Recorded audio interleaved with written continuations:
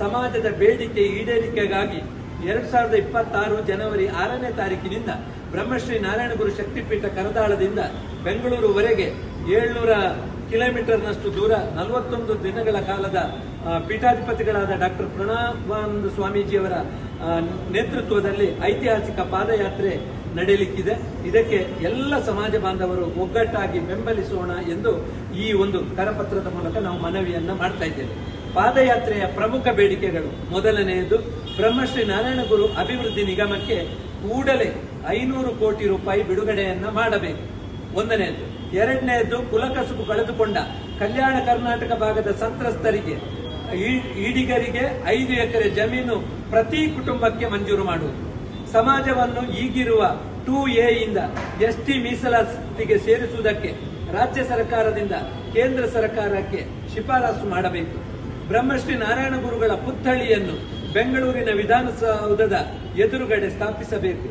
ಮದ್ಯ ಮಾರಾಟದಲ್ಲಿ ಸಮಾಜದ ಈಡಿಗ ಸೇರಿದಂತೆ 26 ಪಂಗಡಗಳಿಗೆ 50% ಮೀಸಲಾತಿಯನ್ನು ನೀಡಬೇಕು. ಶಿವಮೊಗ್ಗ, ಮಂಗಳೂರು, ಕಾರವಾರ, ಉಡುಪಿ ಈ ಪ್ರತಿ ಜಿಲ್ಲೆಯಲ್ಲಿ 5 ಎಕರೆ ಜಮೀನು ಮಂಜೂರು ಮಾಡಿ IAS, IPS, KS ತರಬೇತಿ ಕೇಂದ್ರಗಳನ್ನು ಸ್ಥಾಪಿಸಬೇಕು. ರಾಜ್ಯದ ಎಲ್ಲ ವಿಶ್ವವಿದ್ಯಾಲಯಗಳಲ್ಲಿ ನಾರಾಯಣ ಗುರುಗಳ ಅಧ್ಯಯನ ಪೀಠವನ್ನು ಸ್ಥಾಪಿಸುವುದು ಮತ್ತು ರಾಜ್ಯದ ಒಂದು ವಿಶ್ವವಿದ್ಯಾಲಯಕ್ಕೆ ಬ್ರಹ್ಮಶ್ರೀ ನಾರಾಯಣ ಗುರುಗಳ ಹೆಸರನ್ನು ಘೋಷಣೆ ಮಾಡುವುದು.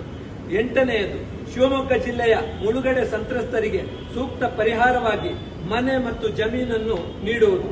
9ನೇ ಬೇಡಿಕೆ, ಸಮುದಾಯದ ಟ್ರಸ್ಟ್ ಒಂದಕ್ಕೆ ಮೆಡಿಕಲ್ ಕಾಲೇಜು ಮಂಜೂರಾತಿ ಮಾಡುವುದು.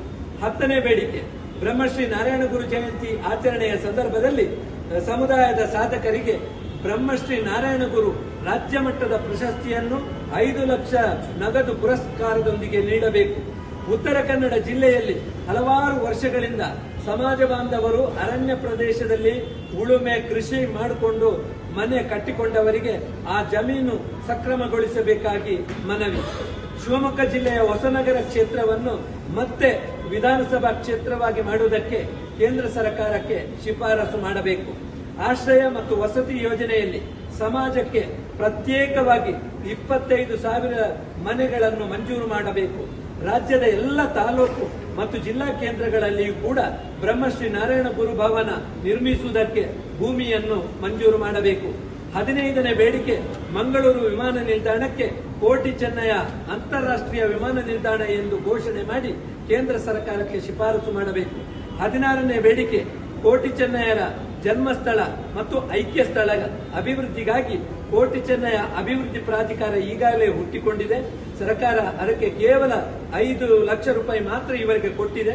ಇನ್ನು ಮುಂದೆ ಪ್ರತಿ ಬಜೆಟ್ನಲ್ಲಿ ಆ ಒಂದು ಅಭಿವೃದ್ಧಿ ಪ್ರಾಧಿಕಾರಕ್ಕೆ 100 ಕೋಟಿ ರೂಪಾಯಿ ಮಂಜೂರು ಮಾಡಬೇಕು ಎಂಬುದು ನಮ್ಮ 16 ಬೇಡಿಕೆಗಳನ್ನು ಒಳಗೊಂಡಿದೆ.